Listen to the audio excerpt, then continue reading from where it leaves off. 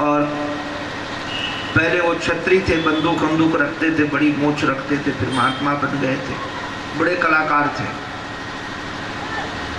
हमसे पूछा कि ये पाटन कहाँ है, हमने कहा हमको पता नहीं है, जबलपुर में है। तो हमको ये भी नहीं पता था कि जबलपुर का कोई कस्बा है कि वहाँ का कोई उपनगर है कि जबलपुर में। हमने कहा पाटन है, इतना ध्यान है। तो उन्होंने कहा आप तुम्हारे साथ चलेंगे तो रोटी भी नहीं मिलेगी, कहाँ जाना क्या करना कुछ पता नहीं। तो 5-6 ब्राह्मण देवता और 2 महात्मा थे, हम लोग जा रहे थे।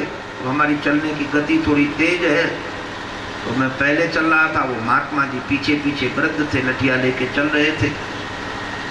तो हमारी चाल को देख करके उन प्रोफेसरों ने पूछा ये महात्मा कौन है। वो उन्हीं से पूछा, महाराज जी के शिष्य थे किंतु तो बड़े कलाकार। बोले हमारे गुरु जी हैं ये, और बड़े सिद्ध महात्मा हैं।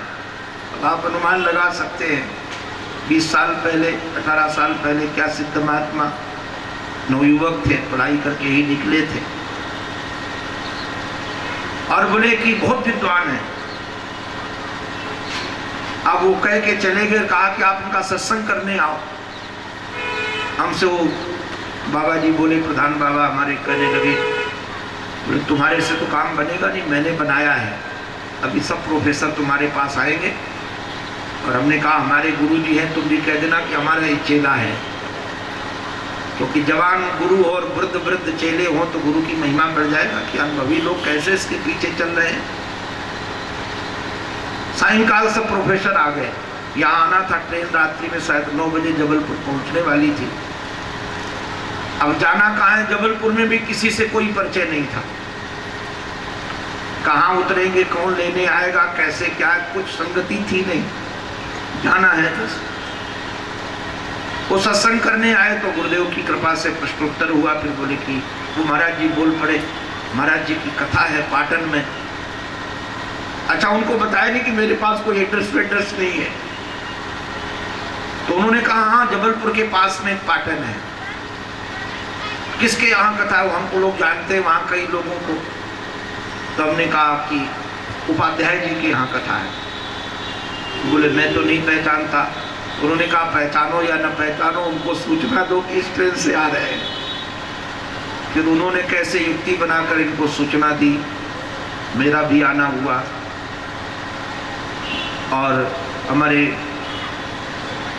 प्रमोद जी के जो अध्यापक सहयोगी थे वो उसमें सब सहयोग में लगे हुए थे। उन्होंने अपने पिताजी को मुख्य जजमान बना करके कथा रखी गई।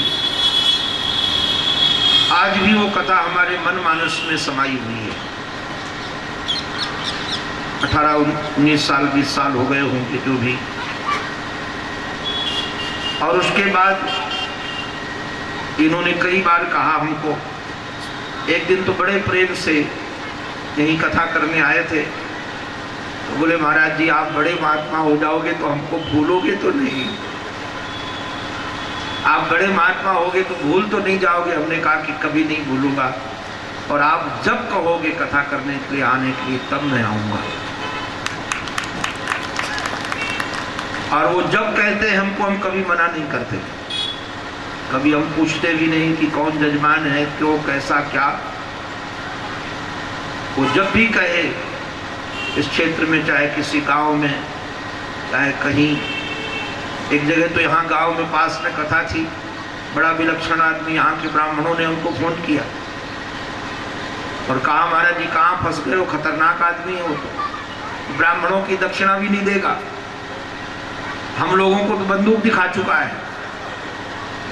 तो हमने कहा कोई बात नहीं, उपाध्याय जी ने कहा है, वो उपाध्याय जी जाने। और दक्षिणा